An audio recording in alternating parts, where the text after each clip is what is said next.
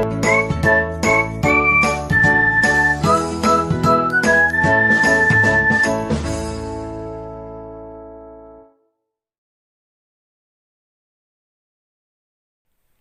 teman-teman, Assalamualaikum warahmatullahi wabarakatuh.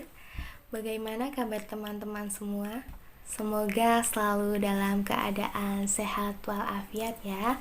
Amin. Sebelumnya saya mau memperkenalkan diri terlebih dahulu. Nama saya Afifah Khairina Rusda, mahasiswa Politeknik Saunggalih Aji Purworejo, program studi administrasi bisnis. Di sini saya akan berbincang mengenai salah satu mata kuliah saya, yaitu bisnis internasional. Tapi sebelum itu saya ingin ngobrol-ngobrol nih, sharing gitu tentang yang sedang viral sekarang ini, yaitu tentang RUU Cipta Kerja. Jadi seperti yang kita tahu bahwa buruh di Indonesia atau pekerja, bahkan mahasiswa sedang melakukan demonstrasi atau unjuk rasa karena menolak RUU Cipta Kerja ini yang dinilai mereka merugikan pekerja. Nah, saya saat ini ingin menengahi atau memberi, kalau bahasa Jawanya itu ngedem eroso begitu kan. Kalau yang namanya sedang demo itu kan emosinya sedang naik. Nah, saya di sini ingin agar para yang demo atau para pendemonstrasi ini perasaannya, emosinya itu jadi lebih down atau kalem. Nah, saya ingin mengajak teman-teman untuk melihat perspektif lain, sudut pandang lain begitu. Jadi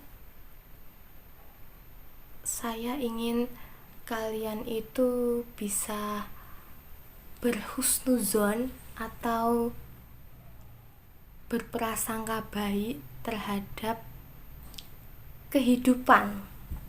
Karena yang kita tahu bahwa Tuhan atau Allah Subhanahu wa Ta'ala itu sesuai prasangka hambanya.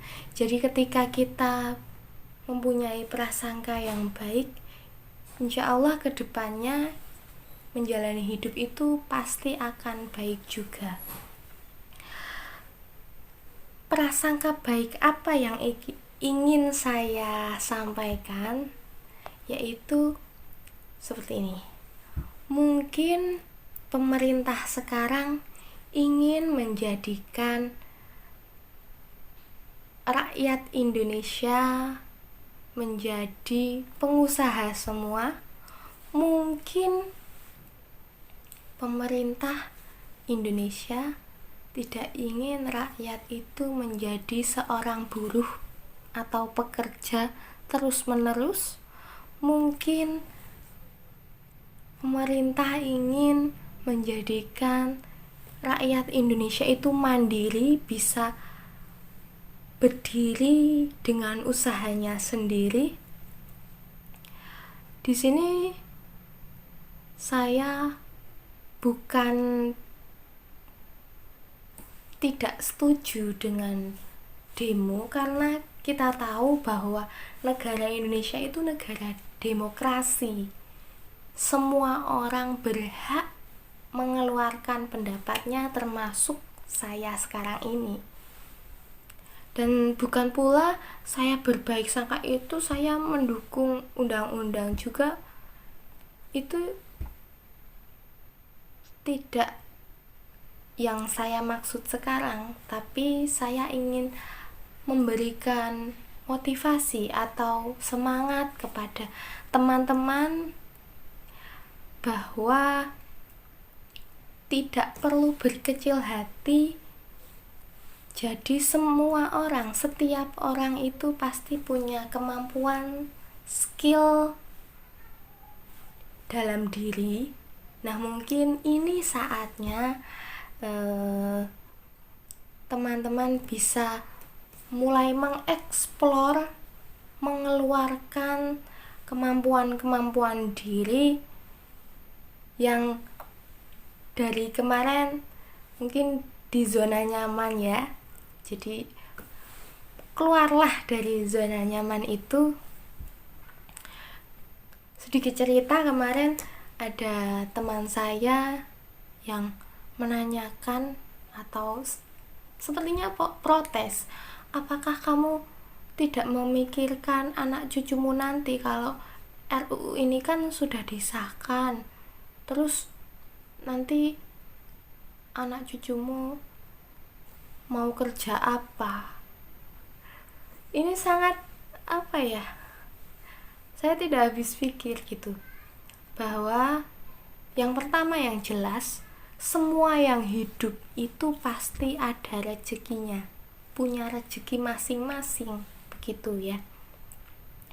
Yang kedua, apakah ingin selamanya sampai keturunan kita selalu menjadi buruh atau pekerja? Dan kemudian kalau misal pun kalian mengkhawatirkan itu, mulailah dari sekarang ini kita membangun usaha, bangun usaha mulai dari sekarang. Itu solusi terbaik untuk kalimat mengkhawatirkan anak cucu. Saya sedikit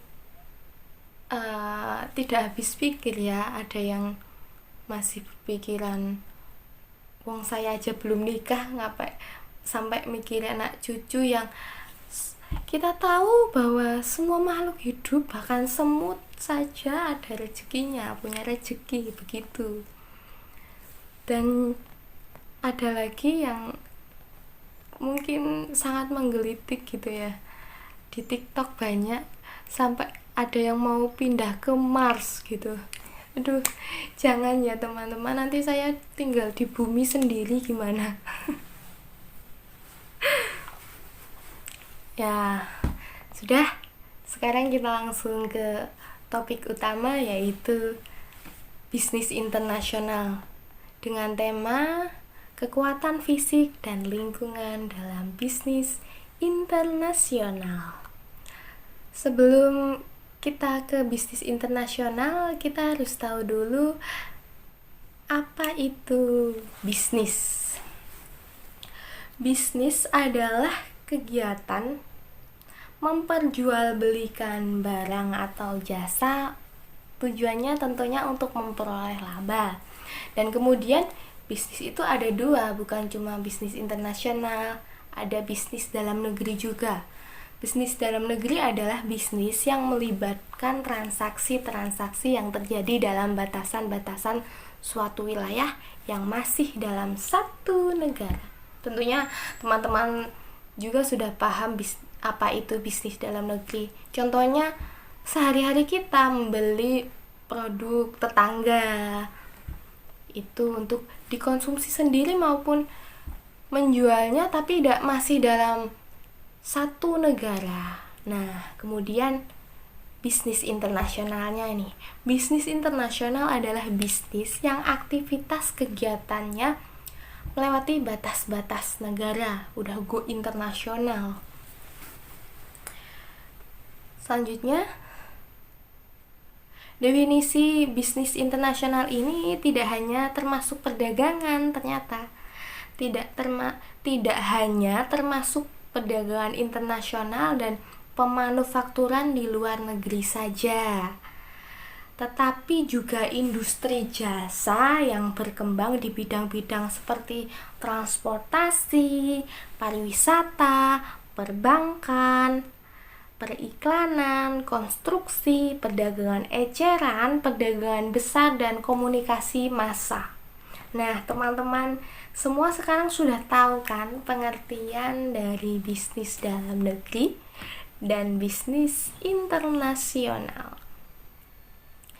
Saya mau tanya nih, apakah di sini ada dari teman-teman ingin menjadi seorang manajer yang bekerja di perusahaan yang besar, go internasional? Nah, kalau ada dari teman-teman ingin menjadi seorang manajer yang go internasional, maka teman-teman harus tahu nih bahwa yang namanya kekuatan fisik dan lingkungan dalam bisnis internasional ini sangat penting, karena dia harus bisa menyesuaikan strategi mereka untuk mengkompensasikan perbedaan-perbedaan di antara pasar-pasar dengan kekuatan fisiknya. Persis seperti yang mereka lakukan untuk kekuatan-kekuatan lainnya yang tidak dapat dikendalikan di perusahaan. Meskipun ruang lingkup geografi ini sangat luas ya teman-teman, tapi di sini saya tetap memungkinkan untuk memilih beberapa elemen yang terutama signifikan bagi para pelaku bisnis. Di antara lain, elemen-elemen itu ada 4, yaitu yang pertama lokasi, yang kedua topografi, yang ketiga iklim, dan yang keempat adalah sumber daya alam. Yang pertama lokasi. Lokasi di mana letak suatu negara, siapa tetangganya, dan apa ibu kota serta kota-kota besarnya seharusnya merupakan bagian dari pengetahuan umum dari semua pelaku bisnis internasional.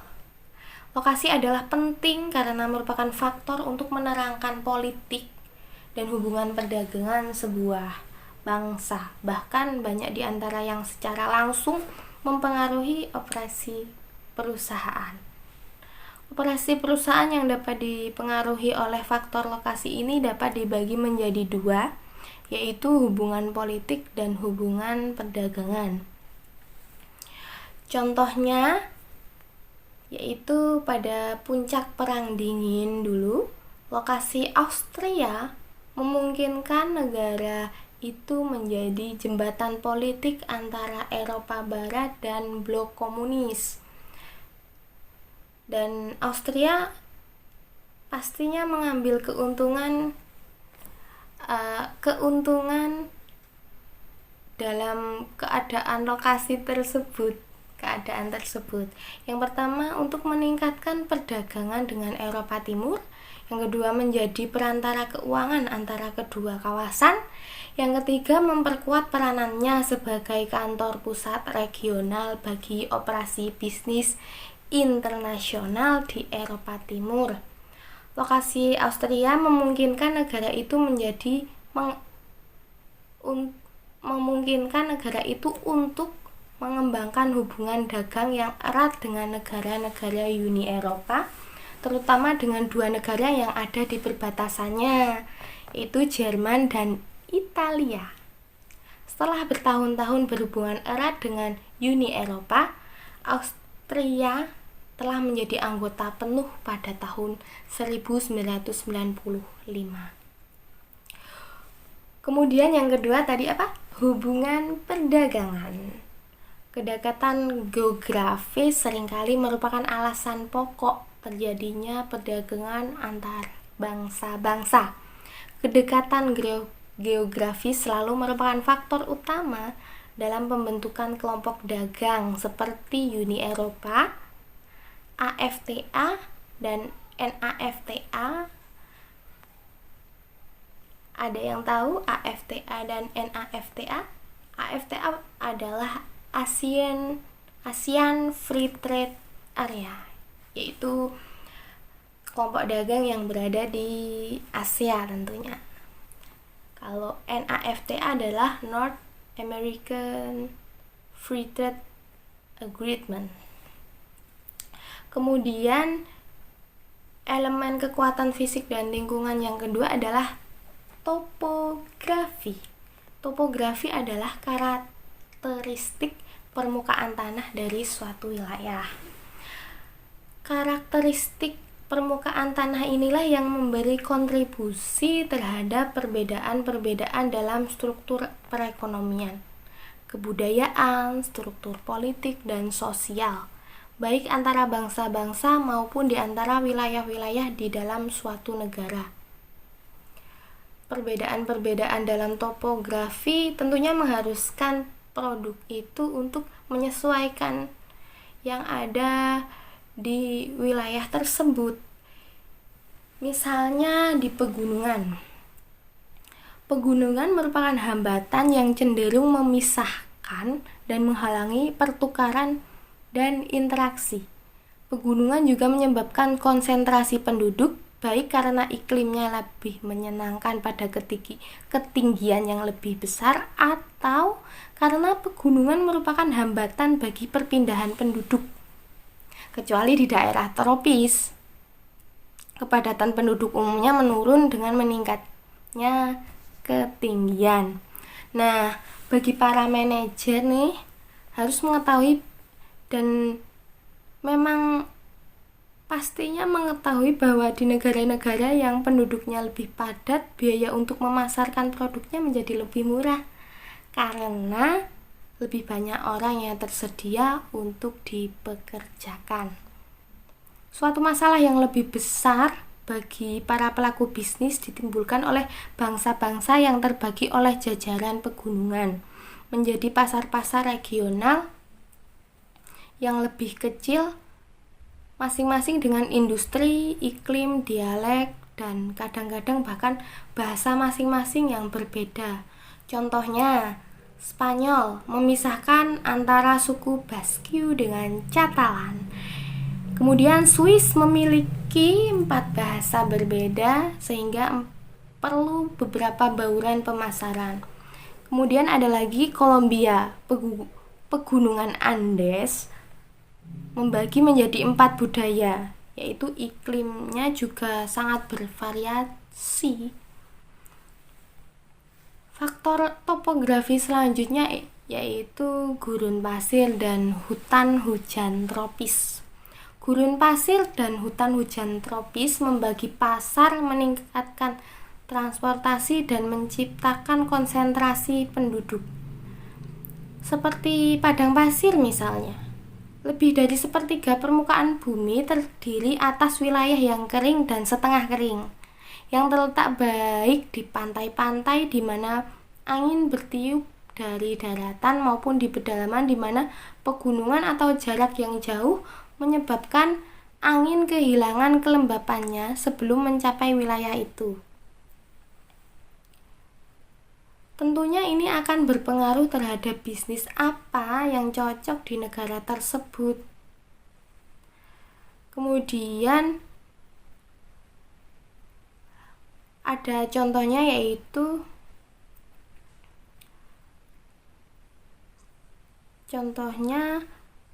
padang pasir ya di Mesir, Arab Saudi begitu ya. Kemudian hutan hujan tropis. Tumbuh-tumbuhan dapat